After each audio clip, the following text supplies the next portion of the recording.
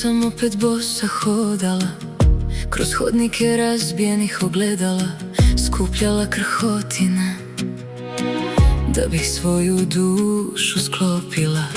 U snu te opet nisam videla, paganskim bogovima se molila da me opet dišeš ko pre, kad sam ti lepo lice ljubila.